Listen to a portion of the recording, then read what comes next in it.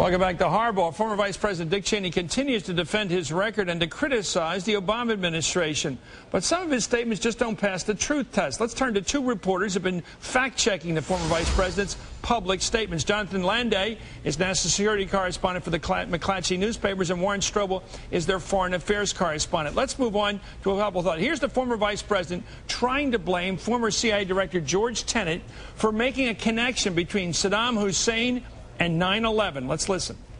The prime source of information on the relationship between Iraq and al-Qaeda was George Tenet, who was the director of the Central Intelligence Agency, and who testified, if you go back and check the record, in the fall of '02 before the Senate Intelligence Committee in open session, that there was a relationship. It didn't say collaborative relationship or operational relationship, which are code words sometimes that get wrapped up in this debate, but that there was a relationship between al-Qaeda and Iraq that stretched back 10 years. But Dick Cheney pushed the Saddam 9/11 link two different times on Meet the Press back in 2001 and 2002 during the run-up to war. And he was very specific back then in saying that Saddam had some connection to 9/11 because of a meeting that occurred between representatives of Saddam Hussein and the killers of 9/11, particularly Mohammed Atta. Here he is nailing it, saying we got to go after Saddam Hussein because he had something to do with attacking us on 9/11. Much more particular than anything he just alluded to in statements previously made by George Tenet. Here he is, the vice president, making the case for war as I remember it, and you too remember it. It's been pretty well confirmed that he did go to Prague and he did meet with a senior official of the Iraqi intelligence service. We have reporting that places him in Prague with a senior Iraqi intelligence official a few months before the attack on the World Trade Center. Jonathan, that's what really got to me during this whole war, the way that he was able to say we had to go to war with a guy, and it was all a country western music, too, back then. We got to get even. Remember how you felt? I remember the whole drumbeat of the damn thing. We got to go to war with Iraq because they somehow attacked us on 9/11. Cheney was relentless on this subject, and now he's falling back to some general commentary by George Tenet. You first, Jonathan, and then Warren on this topic about how he's trying to tie this to Tenet. Well, he's referring to something that George Tenet actually writes on in his own book. It's a hearing that took place on October 17th, 2002, in which George Tenet talked about how as far as the CIA was concerned, the former vice president is mischaracterizing what George Tenet said. He said that there were sporadic contacts between al-Qaeda and Iraqi representatives over a period of a decade. He used the word relationship in saying the following, and I'm not going to get it exactly right, but he said, as far as the CIA was concerned, the relationship was probably one between rivals who were looking at how they could exploit one another. That's how he used the word relationship. And Warren, he used that now. He's using that now as his alibi for his claim that got us into the war, that somehow we were getting even with Saddam Hussein for having played a role in attacking us and killing 3,000 Americans on 9/11. I think that's absolutely right, Chris. I mean, look, he's backing off from where he was. For all these years, he said that Saddam had something to do with 9/11. Now he's backing away from that. But he has this alibi, this cover of there's some sort of relationship there. And if you look at every single study that's been done, not just what George Tenet said, but a study by the Joint Forces Command that looked at captured Saddam documents, if you look at the Senate Intelligence Committee study, if you look at the 9/11 Commission report, they all say there was no significant collaborative operational relationship. So the rest of it is just dots in the air, basically. And I just love it when he assumes that avuncular fashion, like Uncle Bill telling us the truth. You know, Uncle Dick, here's the truth, and it's not the truth. Here's Cheney again, recently posing as a CIA defender when he, in fact, had been pushing the CIA around every time he went over there, the half dozen times he went over to Langley, to push him around and get him to doctor their case for us to go to war. Here he is now claiming to be their best friend. This is just not the truth. And you can check with any reporter who's covered this story. Here he is claiming to be the best friend of the CIA. At the CIA, our people are left to wonder if they can depend on the White House or Congress to back them up when the going gets tough. Why should an agency employee take on a difficult assignment when, even though they act lawfully and in good faith, years down the road, the press and Congress will treat everything they do with suspicion, outright hostility, and second guessing?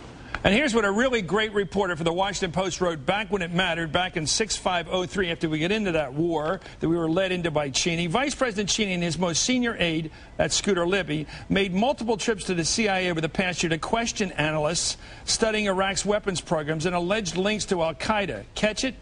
Creating an environment in which some analysts felt they were being pressured to make their assessments fit with the Bush administration's policy objectives, according to senior intelligence officials. And so, Jonathan, Cheney was pushing them around over there, getting them to try to conform to his ideological ambition to get us into war by claiming some connection between Saddam Hussein and what happened to us at the horror of 9/11. And now he's out there saying he's their best friend.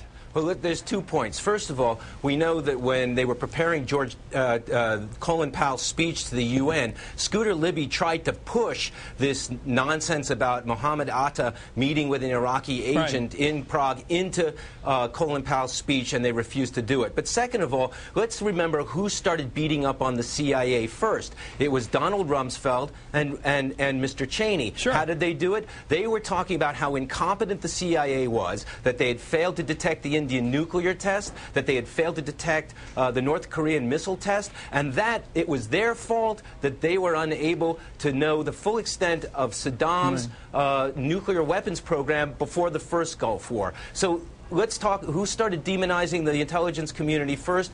It was Mr. Cheney and Mr. Rumsfeld. Warren, I don't understand this guy, Cheney. Does he assume everybody else is a balloon head, some stupid person that they forget that he and Scooter Libby were at war with the CIA, that was the whole thing about the outing of Valerie Wilson, Valerie Plame? All that war was their attempt to get even with them at the CIA, that there was a war going on in the months after 9/11, after we went to war with Iraq?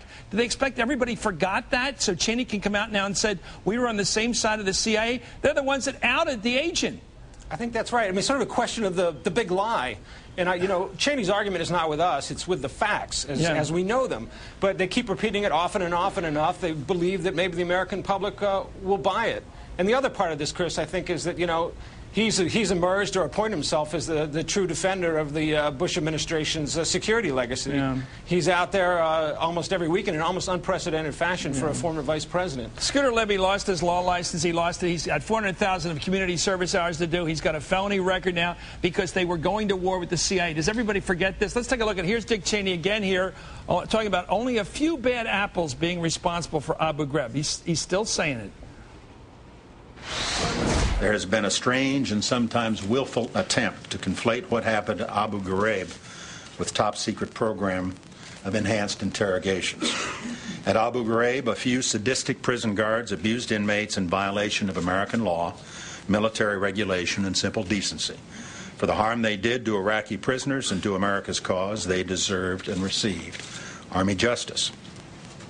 And it takes a deeply unfair cast of mind to equate the disgraces of Abu Ghraib with the lawful, skillful, and entirely honorable work of CIA personnel trained to deal with a few malevolent men. Gentlemen, John McCain, Lindsey Graham joined a bipartisan report by the Senate Armed Services Committee that said the abuses of detainees in CIA U.S. custody cannot simply be attributed to the actions of a few bad apples. The fact is that senior officials and the U.S. government solicit information on how to use aggressive techniques, redefine the law to create the appearance of their legality, and authorize their use against detainees. The facts are there. It's bipartisan. And the vice president comes out again against the facts and says it was a few bad apples when it came from the top. It came from him. Warren? You know, the senior officials include Donald Rumsfeld, who was Cheney's closest ally in the Bush administration. And Cheney pushing all the time for more intel to prove a 9/11 connection to Saddam, right? Exactly.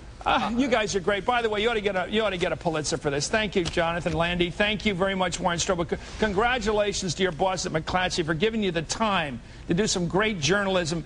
Thank God we got some facts to go up with against Cheney's constant effort to revise history.